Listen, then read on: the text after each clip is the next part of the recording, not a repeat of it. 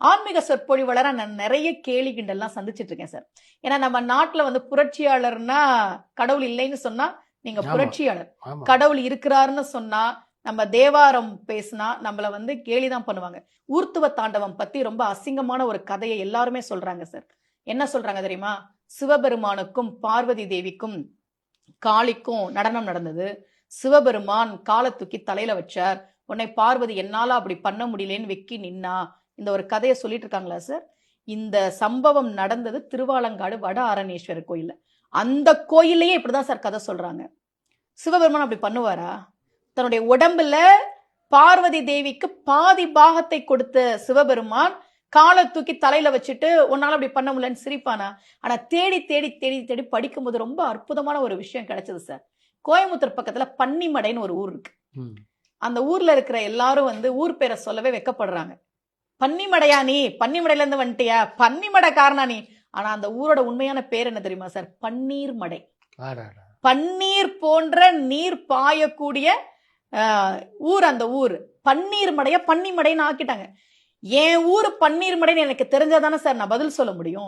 எனக்கே தெரியலனா இப்படி. அப்படிதான் ஊர்த்துவ தாண்டவம் பத்தி எல்லாரும் எதோ சொல்றாங்க, நமக்கு பதில் சொல்ல தெரியல. திருப்புகழ்ல அருணகிரியார் பாடுறாரு சார். அபின காளி தானாட, அந்த பாட்டு பாருங்க. அதல சேடனார் ஆட அபின காளி தானாட என்ன சொல்றாருன்னா, சிவபெருமானுக்கும் காளி தேவிக்கும் போட்டி நடக்குது. ஆனா அவ தனியா ஆடல, அர்த்தநாரீஸ்வரர் தான் 2 பேரும் ஆடுறாங்க. இந்த வார்த்தை சொல்லுது அபின காளி அப்படின்னா சேர்ந்து ஆடுற. பின்னம்னா பிரிஞ்சிருக்கு சார். இப்போ ஒரு சிலை வந்து உடஞ்சிருச்சுன்னா பின்னம் ஆயிடுச்சுன்னு நம்ம சொல்லுவோம்.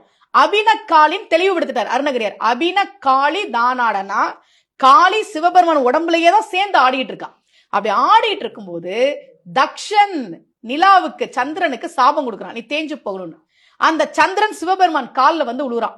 சிவபெருமானே நீங்க தான் காப்பாத்தணும், என்னுடைய மாமனார் தக்ஷன் எனக்கு சாபம் கொடுத்து நான் தேஞ்சுக்கிட்டே இருக்கேன். கரெக்டா 3ஆம் பிறை அன்னைக்கு வந்தானா. அந்த 3 நாள் இன்னும் கொஞ்சம் தேஞ்சா அமாவாசை. அப்ப சிவபெருமான் என்ன பண்ணாரா, நான் சாப விமோச்சனம் கொடுக்கிறேன், அவன் கொடுத்த சாபம் இருக்கட்டும், நான் வந்து நீ வளருவன்னு சொல்லி நான் உனக்கு சாப விமோச்சனம் கொடுக்கிறேன்னு அந்த 3ஆம் பிறையா இருந்த சந்திரன் ஆடிக்கிட்டு இருக்கும் போதே அப்படியே கால்ல தூக்கி தலையில வச்சாராம். உடன் ஆடிக்கிட்டு இருந்த காளி பார்த்தா, கால்ல விழுந்த ஒருத்தனை தலையில தூக்கி வைக்கிறியப்பா, இந்த காருண்யத்தை என்னால கூட பண்ண முடியாதுன்னு வெட்கினாலாம். ஒருத்த கால்ல வந்து உழுறாண்டா, சரி போன்னு சொல்லாம தூக்கி தலையில வைக்கிறியே, இந்த காருண்யம் எனக்கு வருமானு தெரியலேன்னு தான் பார்வதி விலகி நின்னாலாம். இதுக்கு எப்படியெல்லாம் கதை சொல்லி நமக்கு விளக்கம் சொல்ல தெரிஞ்சாதானே சார் நம்ம சொல்ல முடியும்.